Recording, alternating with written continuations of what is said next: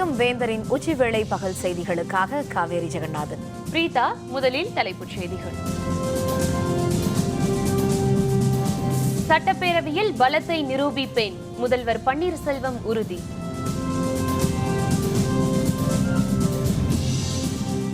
ஜெயலலிதா மரணம் தொடர்பாக விசாரணை ஆணையம், முதல்வர் பன்னீர்செல்வம் தகவல்.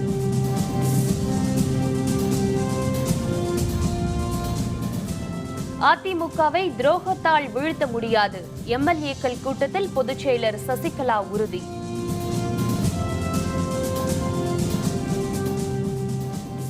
வழக்கு காரணமாக சசிகலா பதவியேற்பை தள்ளி வைக்கலாம், முன்னாள் தலைமை வழக்கறிஞர் சோலி சோப்ரஜி கருத்து.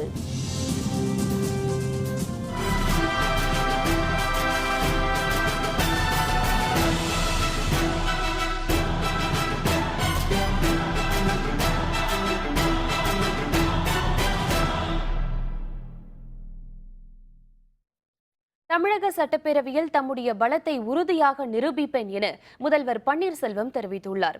தன்னை கட்டாயப்படுத்தியதால் முதல்வர் பதவியிலிருந்து ராஜினாமா செய்ததாக முதல்வர் பன்னீர்செல்வம் நேற்றிரவு பகிரங்கமாக குற்றம் சாட்டினார். மக்கள் விரும்பினால் தனது ராஜினாமாவை திரும்பப் பெற தயாராக இருப்பதாகவும் அவர் கூறினார். தமிழக மக்களுக்காக கடைசி வரையில் தன்னந்தனியாக போராடுவேன் என்றும் பன்னீர்செல்வம் குறிப்பிட்டார். இதனைத் தொடர்ந்து அதிமுக பொருளாளர் பதவியிலிருந்து பன்னீர்செல்வம் நீக்கப்பட்டுள்ளதாக கட்சியின் பொதுச் செயலர் சசிகலா தெரிவித்தார். இதனையடுத்து சென்னையில் மீண்டும் இன்று செய்தியாளர்களை முதல்வர் பன்னீர்செல்வம் சந்தித்தார். அப்போது பேசிய அவர், சட்டப்பேரவை கூடும்போது தனது பலத்தை நிரூபிப்பேன் என தெரிவித்தார். சட்டப்பேரவை கூடும்போது தன்னுடைய ஆதரவு பற்றி தெரியும் என்றும் பன்னீர்செல்வம் நம்பிக்கையுடன் கூறினார். நிறைய சட்டமன்ற உறுப்பினர் என்னோட தொடர்பு கொண்டு பேசிக்கொண்டுதான் இருக்கிறார்கள். எத்தனை சட்டமன்ற உறுப்பினர்கள் எனக்கு ஆதரவு தரப்போகிறார் என்ற விவரத்தினை சட்டமன்றம் கூடியவன் அங்கு வந்து மாண்புமிகு சட்டமன்ற உறுப்பினர்கள் உறுதியாக நிரூபிப்பார்கள். சட்டமன்றத்தில் உறுதியாக என்னுடைய பலம் தெரியும். அந்தந்த சட்டமன்ற தொகுதிகளில் மக்களுடைய மனநிலையை அறிந்து அவர்கள் தங்களுடைய கடமையை புரட்சித் தலைவர் அம்மா அவர்கள் மனதிலே நிறுத்திக் கொண்டு அவர்கள் ஒரு உறுதியான முடிவை எடுக்க வேண்டும் என்றுதான் அவர் எடுக்கின்ற வேண்டுகோள். உறுதியாக நாங்கள் வெற்றி வருவோம், மக்கள் சக்தியோடு. ஜெயலலிதா மரணம் தொடர்பான மர்மம் குறித்து விசாரணை ஆணையம் அமைக்கப்படும் என்றும் உச்சநீதிமன்றத்தில் பொறுப்பில் உள்ள நீதிபதியை கொண்டு விசாரணை நடத்தப்படும் எனவும் பன்னீர்செல்வம் கூறினார். விசாரணை முடிவில் நாட்டு மக்களுக்கு உண்மை தெரியும் என்றும் அவர் குறிப்பிட்டார். மாண்புமிகு இதயதேவம் புரட்சித் தலைவி அம்மாவுடைய உடல்நிலை பற்றிய சந்தேகங்கள் இன்றைக்கு பரவலாக நாட்டு மக்களிடையே அவருடைய இதயங்களிலே இருக்கிறது. அதை போக்க வேண்டிய கடமை ஒரு அரசுக்கு இருக்கிறது என்பதை நான் உணர்ந்திருக்கிறேன். உறுதியாக ஒரு விசாரணை கமிஷன் அமைக்கப்படும். உச்ச நீதிமன்றத்தினுடைய தற்போது பொறுப்பில் இருக்கின்ற உச்சநீதிமன்ற நீதிபதி அவர்கள் அந்த விசாரணை கமிஷனுக்கு பொறுப்பேற்று விசாரணை செய்து முடிவுகளை நாட்டு மக்களுக்கு அளிப்பார்கள் என்பதை தெரிவித்தார். அதிமுகவுக்கு எந்த நிலையிலும் துரோகம் செய்யவில்லை என்றும் முதல்வர் பதவியை ராஜினாமா செய்ததை திரும்பப் பெறுவேன் எனவும் பன்னீர்செல்வம் தெரிவித்தார். தமிழக ஆளுநர் அரசியல் சட்டத்திற்கு உட்பட்டே செயல்படுகிறார் என்றும் சென்னைக்கு வந்தவுடன் ஆளுநர் வித்யாசாகர் ராவை நேரில் சந்தித்து பேசுவேன் என்றும் கூறினார். என்னுடைய அரசியல் வாழ்க்கையில் கட்சிக்கு ஆட்சிக்கும் எந்த நிலையிலும் ஆளுங்கட்சியாக இருந்த பொழுதும் சரி, எதிர்கட்சியாக இருந்த பொழுதும் சரி, கட்சிக்கு எந்த நிலையிலும் பன்னீர்செல்வம் துரோகம் செய்தான் என்ற பெயர் என்னிடம் எப்பொழுதும் ஏற்பட்டதில்லை. இப்பொழுது மட்டும் அவர்கள் புதிதாக ஒரு பிரச்சனையை இங்கே பத்திரிகைகள் வாயிலாக சொல்லிக் கொண்டிருக்கிறார்கள். அதற்கு காலம்தான் உரிய பதிலை தரும். ராஜினாமாவை திரும்ப பெறுவதற்குரிய ஒரு கட்டாய சூழல் ஏற்பட்டால் உறுதியாக திரும்ப பெறுவேன். மறைந்த முதல்வர் ஜெயலலிதாவின் அண்ணன் மகள் தீபாவுக்கு உரிய மரியாதை அளிக்கப்படும் என்றும் அவருக்கு அழைப்பு விடுக்கப்படும் எனவும் பன்னீர்செல்வம் குறிப்பிட்டார். மக்களை நேரடியாக சந்திப்பேன் என்றும் அவர் கூறினார். உறுதியாக சந்திப்போம். பொதுமக்களை வீதி வீதியாக, கிராம கிராமமாக, மாவட்டங்கள் வாரியாக உறுதியாக நான் சந்திப்பேன். யார் வந்தாலும் அவர்களெல்லாம் மரியாதைக்குரியவர்கள். மாண்புமிகு அம்மாருடைய அண்ணன் பிள்ளைகள் அவருக்கு உரிய மரியாதை நான் எப்பொழுதும் அளித்திருக்கின்றேன். எப்பொழுதும், இப்பொழுது இல்லை, எப்பொழுதுமே அளிப்பேன். நீங்க தீபாக்கு அழைப்பு விடுக்கிறீங்களா? நீங்க தீபாக்கு அழைப்பு விடுக்கிறீங்களா? உறுதியாக.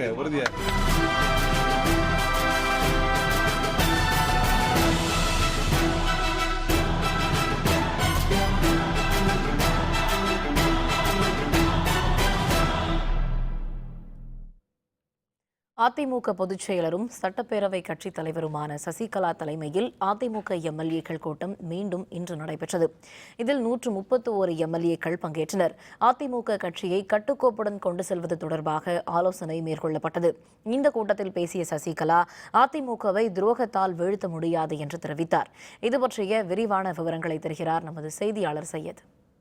அதிமுக பொதுச் செயலாளர் வி.கே. சசிகலா கடந்த 5ஆம் தேதி ஆளும் கட்சியான அதிமுகவின் சட்டப்பேரவை குழு தலைவராக தேர்ந்தெடுக்கப்பட்ட நிலையில் அவரை சட்டப்பேரவை குழு தலைவராக முன்மொழிந்த முதல்வர் ஓ பன்னீர்செல்வம் நேற்று திடீரென பத்திரிகையாளர்களுக்கு பேட்டியளித்த போது தன்னை நிர்பந்தித்து தன்னை பதவி ராஜினாமா செய்ய குறிப்பிட்டதாக கூறியதைத் தொடர்ந்து அதிமுகவில் பெரும் பதட்டம் நீடித்து வந்தது. இந்த நிலையில் அதிமுக சட்டப்பேரவை உறுப்பினர்களின் பெரும்பான்மையை நிரூபிப்பதற்காக இன்று ராயப்பேட்டையில் உள்ள அதிமுக தலைமை அலுவலகத்தில் அதிமுக சட்டப்பேரவை உறுப்பினர்களின் கூட்டம் நடைபெற்றது. இந்த கூட்டம் அதிமுக பொதுச் செயலாளர் வி.கே. சசிகலா தலைமையில் நடைபெற்றது. இந்த கூட்டத்தில் அவர் மீண்டும் ஒருமனதாக சட்டப்பேரவை குழு தலைவராக தேர்ந்தெடுக்கப்பட்டார். 130க்கும் மேற்பட்ட சட்டப்பேரவை உறுப்பினர்கள் இந்த கூட்டத்தில் கலந்து கொண்டார்கள். இந்த கூட்டத்தில் கலந்து கொண்டு பேசிய பொதுச் செயலாளர் வி.கே. சசிகலா அவர்கள் குறிப்பாக அதிமுக என்பது யாராலும் அசைக்க முடியாத சக்தி எனவும் முன்னாள் முதல்வர் ஜெயலலிதா அதிமுகவினர் உள்ளத்திலே குடிகொண்டிருக்கிறார் என்ற ஒரு தகவலை குறிப்பிட்டு துரோகம் செய்ய யார் முற்பட்டாலும் அதை எதிர்த்து அதிமுகவினர் செயல்படுவார்கள் என்று குறிப்பிட்டார்.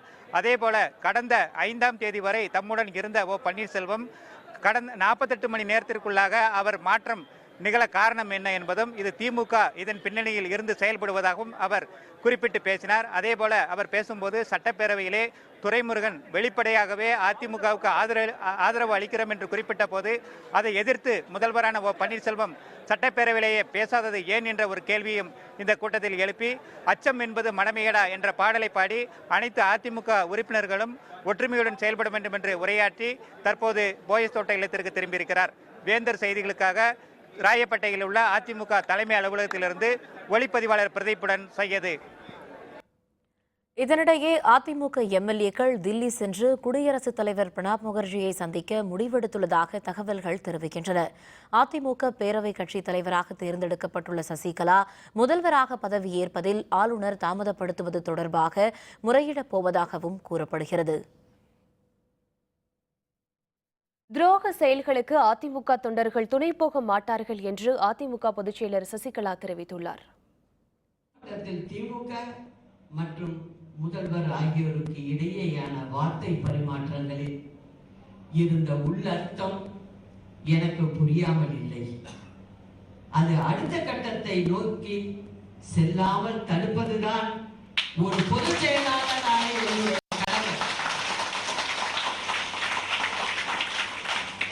குழப்பத்தை ஏற்படுத்த திமுக எடுத்த முயற்சி இது என்பதை நேற்று பேட்டி கொடுத்த ஸ்டாலினின் அளவு கடந்த மகிழ்ச்சி அதை உண்மையாக்கிவிட்டது.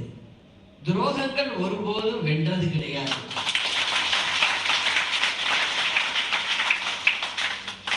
அதுவும் அனைத்து இந்திய அண்ணா திராவிட முன்னேற்ற கழகத்தை என்றும் வெல்லவே முடியாது.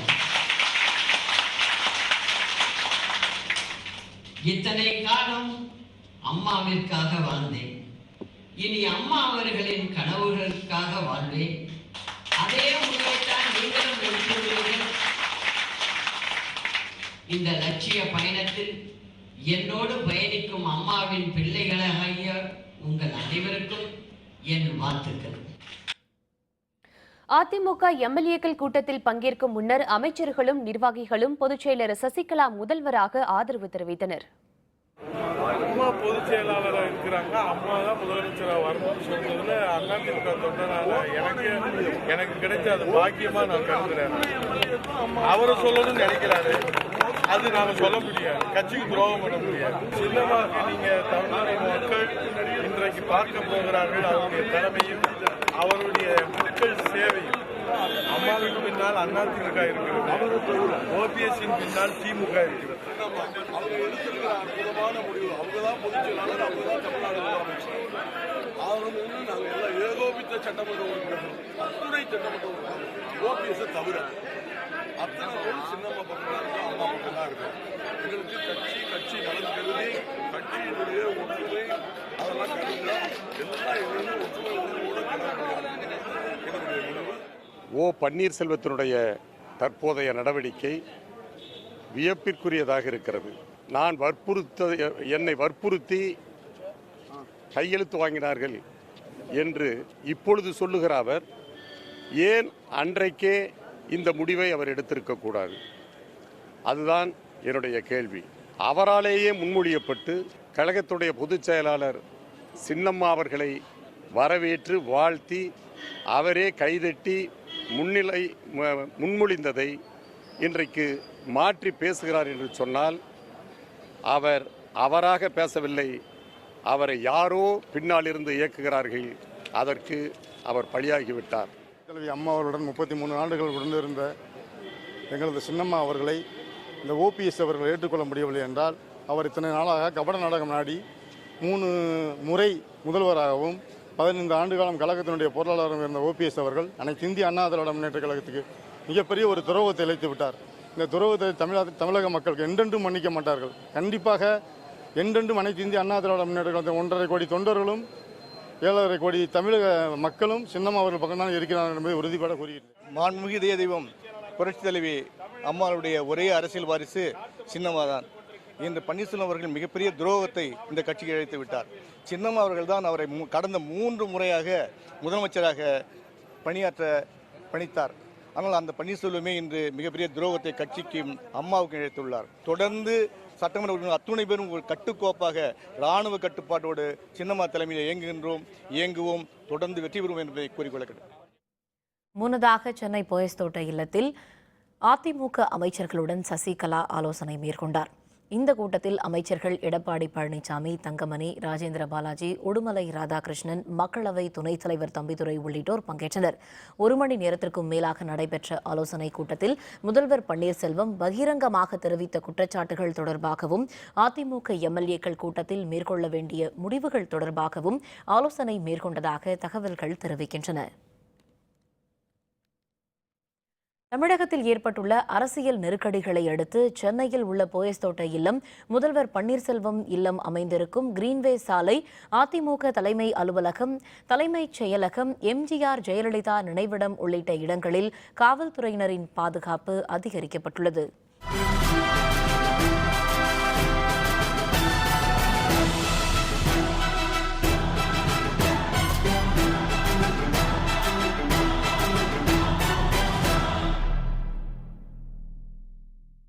தமிழகத்தின் தற்போதைய அரசியல் நிலவரங்களை ஆளுநர் வித்யாசாகர் ராவ் உன்னிப்பாக கவனித்து வருவதாக ஆளுநர் மாளிகை தெரிவித்துள்ளது. தன்னை கட்டாயப்படுத்தியதால் முதல்வர் பதவியிலிருந்து ராஜினாமா செய்ததாக பன்னீர்செல்வம் நேற்றிரவு பகிரங்கமாக குற்றம் சாட்டினார். மக்கள் விரும்பினால் தனது ராஜினாமாவை திரும்பப் பெற தயாராக இருப்பதாகவும் அவர் கூறினார். இதனைத் தொடர்ந்து முதல்வர் பன்னீர்செல்வம் இன்று ஆளுநரை சந்திக்க இருப்பதாக கூறப்பட்டது. இதனிடையே தமிழகத்தில் ஏற்பட்டுள்ள அரசியல் நகர்வுகளை ஆளுநர் உன்னிப்பாக கவனித்து வருவதாகவும் ஆளுநர் மாளிகை தெரிவித்துள்ளது. தமிழக அரசியல் நெருக்கடி தொடர்பாகவும் தற்பொழுதைய சூழல் தொடர்பாகவும் சட்ட வல்லுநர்களுடன் ஆளுநர் ஆலோசனை மேற்கொண்டுள்ளதாகவும் கூறியுள்ளது. ஆளுநரின் சென்னை வருகை இன்னும் உறுதிப்படுத்தப்படவில்லை என்றும் தெரிவித்துள்ளது. தமிழக ஆளுநர் சட்டப்படி உரிய நடவடிக்கை எடுப்பார் என மத்திய அமைச்சர் வெங்கையா நாயுடு தெரிவித்துள்ளார். தில்லியில் செய்தியாளர்களுடன் பேசிய அவர், ஆளுநர் வித்யாசாகர் ராவ் சட்ட முறைகளை ஆராய்ந்து தக்க நடவடிக்கைகளை எடுப்பார் என்று தெரிவித்தார். அரசியல் அமைப்பு சட்டத்தின் பிரதிநிதி ஆளுநர்தான் எனவும் அவர் குறிப்பிட்டார். மேலும் பிரச்சனையில் பிறரை குற்றம் சாட்டுவதற்கு எவ்வித அடிப்படை ஆதாரமும் இல்லை என்றும் அவர் தெரிவித்தார். தமிழகத்தின் தற்போதைய அரசியல் நிலவரத்தை ஆளுநர் உன்னிப்பாக கவனித்து வருவதாகவும் வெங்கையா நாயுடு கூறினார். The governor is studying the situation constitutionally, legally, and he will take an appropriate decision, and center has no role to play in this. And I don't want to make any comment on the internal problems of the ADMK. சொத்து குவிப்பு வழக்கில் உச்சநீதிமன்றம் விரைவில் தீர்ப்பளிக்க இருப்பதால் சசிகலா பதவியேற்பை ஆளுநர் தள்ளி வைக்கலாம் என்று மத்திய அரசின் முன்னாள் தலைமை வழக்கறிஞர் சோலி சொரப்ஜி தெரிவித்துள்ளார். தில்லியில் செய்தியாளர்களுடன் பேசிய அவர், ஆளுநரால் ஏற்றுக்கொள்ளப்பட்ட பதவி விலகலை முதல்வர் பன்னீர்செல்வம் திரும்பப் பெறுவது இயலாத காரியம் என்று தெரிவித்தார். சொத்து குவிப்பு வழக்கில் உச்சநீதிமன்றம் தீர்ப்பளிக்க உள்ள நிலையில் சசிகலா பதவியேற்பை ஆளுநர் தள்ளி வைப்பதே சரியாக இருக்கும் என்றும் மேலும் தெரிவித்த சோலி சொராப்ஜி, வழக்கில் சசிகலாவுக்கு எதிராக தீர்ப்பு வந்தால் அதன் பிறகு அவர் தகுதி இழக்கும் நிலை ஏற்படும் என்றும் மேலும் தெரிவித்தார். அதுபோன்ற ஒரு சூழலை தவிர்ப்பதே ஆளுநர் முன்பு உள்ள நிலைமை எனவும் அவர் மேலும் குறிப்பிட்டார். Chief Minister submitted his resignation. That was accepted by the governor. Once it's accepted, it's not open to anyone to withdraw the resignation. He has deferred the swearing in of Shashikala because the Supreme Court is going to give its verdict by this Friday or latest by Monday. Now, if the Supreme Court holds that Shashikala is guilty of corruption as defined the Prevention of Corruption Act, then what will happen? She can't stay on, she'll be disqualified. So to prevent that situation, very anomalous situation, he has just deferred the swearing in. முதல்வர் பன்னீர்செல்வத்திற்கு ஆதரவு தெரிவிப்பதாக கூறவில்லை. மு.க. ஸ்டாலின் விளக்கம். விவரம் விளம்பர இடைவேளைக்கு பிறகு.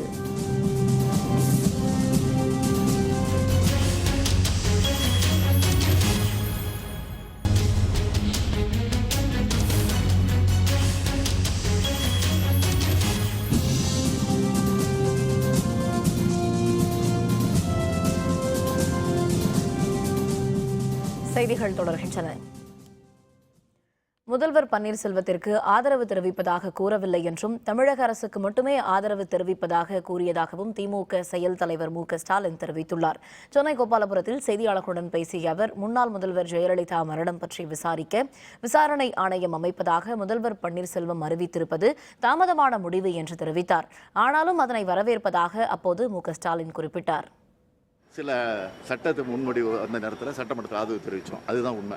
அந்த அம்மா மரணம் அடைந்ததற்கு பிறகு இந்த பிரச்சனை இது மக்களிடத்தில் இந்த சந்தேகம் இருந்துகிட்டு இருக்கு. இதுக்கு உடனே விசாரணை வைக்கணும், விசாரணை கமிஷன் அமைக்கணும்னு தொடர்ந்து நாங்கள் சொல்லிக்கிட்டு இருக்கிறோம். ஆனால் அப்போ எல்லாம் இது வைக்கப்படலை. சட்டமன்றத்தில் எங்களுடைய கட்சி உறுப்பினர்கள் இந்த பிரச்சனை ரைஸ் பண்ணப்போ இது அவை குறிப்பிலே இருக்கக்கூடாதுன்னு நீக்கினாங்க. ஆனால் இப்போ முதலமைச்சராக இருக்கக்கூடிய ஓ பன்னீர்செல்வம் அவர்கள் சொல்லியிருப்பது, காலங்கடந்து இதை சொல்லியிருப்பது உள்ளபடியே இது வரவேற்கப்பட வேண்டியது. இதையாவது முறையாக நடத்த வேண்டும். தமிழகத்தில் நிலவி வரும் அரசியல் நெருக்கடிக்கு சட்டப்படி ஆளுநர் தீர்வு காண்பார் என பாரதிய ஜனதா கட்சி எம்பி இல கணேசன் தெரிவித்துள்ளார். புதுதில்லியில் செய்தியாளர்களுடன் பேசிய அவர், அதிமுக உள் விவகாரத்தில் பாரதிய ஜனதா தலையிடாது என தெரிவித்தார். ஆளுநர் சட்ட ரீதியாக செயல்படுகிறார் என முதல்வர் ஓ பன்னீர்செல்வமே தெரிவித்துள்ளதாக கூறிய அவர், அதனால் சட்ட வல்லுநர்களின் ஆலோசனைகளை பெற்று ஆளுநர் முடிவெடுக்க வேண்டும் என்று கேட்டுக்கொண்டார். The most disciplined, dedicated and submissive member is Mr. Pannirselvam. There is a problem in AIDMK that the governor wanted to consult the legal experts. So now it has been proved by the statement of Mr. Pannirselvam that better the governor, considering all the aspects, take the decision. தமிழக அரசிற்கு ஏற்பட்டுள்ள நெருக்கடிக்கு உடனடியாக ஆளுநர் தீர்வு காண வேண்டுமென திமுக MP Kanimozhi வலியுறுத்தியுள்ளார். புதுதில்லியில் செய்தியாளர்களை சந்தித்த அவர், அதிமுக பொதுச் செயலர் சசிகலாவுக்கு எதிராக முதல்வர் ஓ பன்னீர்செல்வம் தெரிவித்துள்ள கருத்துக்கள் மிகுந்த அதிர்ச்சியளிப்பதாக தெரிவித்தார். It is very shocking that the chief minister of a state has to come and say something like this. It's completely chaotic and there's so much of uncertainty clouding the government of Tamil Nadu today. The governor should intervene and settle this. DMK has no need to get involved into their inner party politics. Kanyakumari மாவட்டம் பூதப்பாண்டியில் உள்ள அருள்மிகு பூதலிங்க சுவாமி கோவிலில் நடைபெற்ற திருத்தேரோட்டத்தில் பக்தர்கள் ஏராளமானோர் கலந்து கொண்டு சுவாமி தரிசனம் செய்தனர். பூதப்பாண்டியில் உள்ள புகழ்பெற்ற அருள்மிகு பூதலிங்க சுவாமி கோவிலில் ஆண்டுதோறும் பெருந்திருவிழா கொண்டாடப்படுவது வழக்கம். அதன்படி கடந்த 31ஆம் தேதி கொடியேற்றத்துடன் விழா தொடங்கியது. நாள்தோறும் ஆராதனைகள் நடைபெற்று வந்த நிலையில் விழாவின் முக்கிய நிகழ்வான திருத்தேரோட்டம் இன்று நடைபெற்றது. இதனை முன்னிட்டு சிறப்பு அலங்காரத்தில் பூதலிங்க சுவாமி திருத்தேரில் எழுந்தருளினார். பக்தர்கள் ஏராளமானோர் வடம் பிடித்து இழுத்து சென்றனர். வழியெங்கும் திரண்டிருந்த மக்கள் பக்தி முழக்கங்களை எழுப்பி சுவாமியை வழிபட்டனர். திருச்சி ஸ்ரீரங்கம் அருள்மிகு அரங்கநாதர் கோவிலில் தை திருவிழாவை ஒட்டி நடைபெற்ற திருத்தேரோட்டத்தில் பக்தர்கள் ஏராளமானோர் கலந்து கொண்டனர். 108 வைணவ திருத்தலங்களில் முதன்மையான திருச்சி ஸ்ரீரங்கம் அருள்மிகு ரங்கநாதர் கோவிலில் தை மாதத்தில் திருத்தேரோட்டம் நடைபெறுவது வழக்கம். இந்த திருத்தேரோட்ட விழா கொடியேற்றம் கடந்த 31ஆம் தேதி தொடங்கி நாள்தோறும் சிறப்பு ஆராதனை நடைபெற்றது. விழாவின் முக்கிய நிகழ்வான தேரோட்டம் இன்று காலை தொடங்கியது. கருவறையில் இருந்து உபநாச்சியார்களுடன் புறப்பட்ட நம்பெருமாள் தை தேரில் எழுந்தருளினார். இதனைத் தொடர்ந்து ஆயிரக்கணக்கான பக்தர்கள் தேரின் வடம் பிடித்து இழுத்தனர். வழியெங்கும் திரண்டிருந்த பக்தர்கள் ரங்கா ரங்கா என முழக்கமிட்டவாறு நம்பெருமாளை வழிபட்டனர். 4 உத்தர வீதிகளிலும் வலம் வந்து பக்தர்களுக்கு நம்பெருமாள் சேவை சாத்தினார்.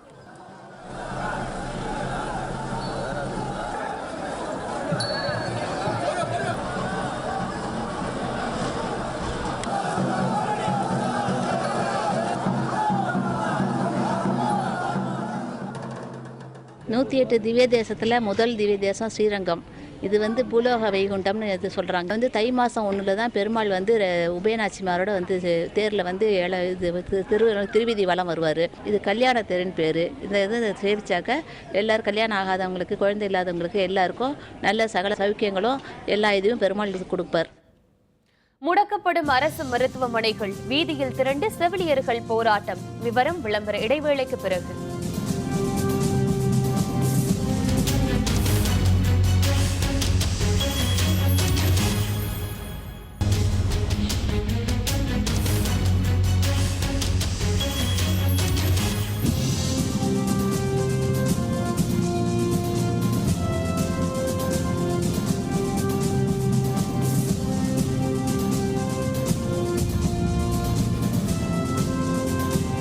செய்திகள் தொடர்கின்றன.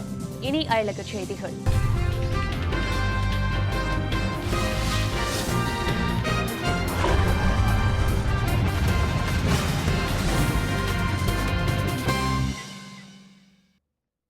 வெனிசுவேலாவில் அதிபர் நிக்கோலஸ் மதுரோ தலைமையிலான அரசின் நிர்வாக சீர்கேட்டால் அரசு மருத்துவமனைகள் முடக்கப்பட்டு வருவதாக கூறி செவிலியர்கள் உள்பட பல்வேறு தரப்பினர் ஆர்ப்பாட்டத்தில் ஈடுபட்டனர்.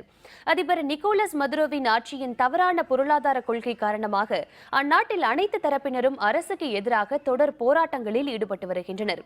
அதிபர் மதுரோ பதவி விலக வலியுறுத்தி நடைபெறும் ஆர்ப்பாட்டங்களில் மக்கள் பெருமளவிலும் கலந்து கொள்கின்றனர். தலைநகர் கராகஸில் திரண்ட அரசு செவிலியர்கள் உள்ளிட்ட பல்வேறு தரப்பினர் அரசு மருத்துவமனைகள் முடக்கப்பட்டு வருவதற்கு கண்டனம் தெரிவித்து பேரணியாக சென்றனர். பின்பு அங்குள்ள அரசு தலைமை கட்டடத்தின் முன்பு குவிந்த அவர்கள் மருத்துவமனைகளில் மருந்து மாத்திரை தட்டுப்பாடு நிலவுவதாக முழக்கமிட்டனர். ஆர்ப்பாட்டத்தில் பேசிய நிர்வாகிகள் செவிலியர் மற்றும் மருத்துவர்கள் பணியிடங்களை நிரப்புவதில் அலட்சியம் காட்டுவதாக கூறினர். மருந்து கொள்முதலில் முறைகேடு நடைபெற்றுள்ளதாகவும் செவிலியர் சங்க நிர்வாகிகள் குற்றம் சாட்டினர்.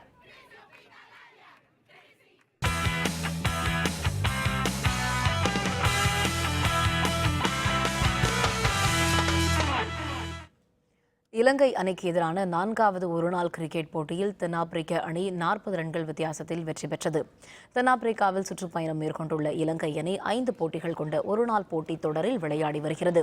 இலங்கைக்கு எதிரான 4வது ஒருநாள் கிரிக்கெட் போட்டியில் டாஸ் வென்ற தென்னாப்பிரிக்க அணி முதலில் பேட்டிங் செய்தது. நிர்ணயிக்கப்பட்ட 50 ஓவர்கள் முடிவில் தென்னாப்பிரிக்க அணி 5 விக்கெட்டுகள் இழப்பிற்கு 367 ரன்கள் எடுத்தது. அதிகளவாக டுப்ளசிஸ் 185 அடித்து அசத்தினார். 368 ரன்கள் எடுத்தால் வெற்றி என்ற கடின இலக்குடன் களமிறங்கிய இலங்கை அணி 48.1 ஓவர்களில் 327 ரன்கள் எடுத்த நிலையில் அனைத்து விக்கெட்டுகளையும் இழந்து தோல்வியை தழுவியது. இதையடுத்து 40 ரன்கள் வித்தியாசத்தில் தென்னாப்பிரிக்க அணி வெற்றி பெற்றது. தென்னாப்பிரிக்க அணி தனது சொந்த மண்ணில் தொடர்ச்சியாக பெறும் 13வது வெற்றி இதுவாகும்.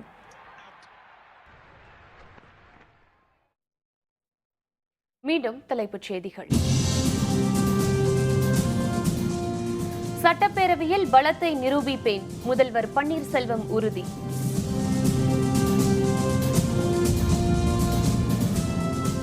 ஜெயலலிதா மரணம் தொடர்பாக விசாரணை ஆணையம், முதல்வர் பன்னீர்செல்வம் தகவல்.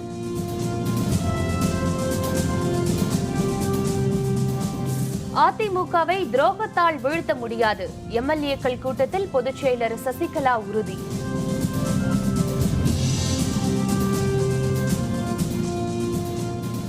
வழக்கு காரணமாக சசிகலா பதவியேற்பை தள்ளி வைக்கலாம். முன்னாள் தலைமை வழக்கறிஞர் சோலி சொராப்ஜி கருத்து.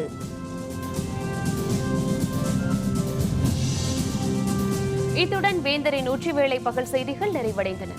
மீண்டும் மாலை 5:30 மணிக்கு வேந்தரின் அந்தி மாலை தொடர் செய்திகளில் சந்திப்போம். வணக்கம். வணக்கம்.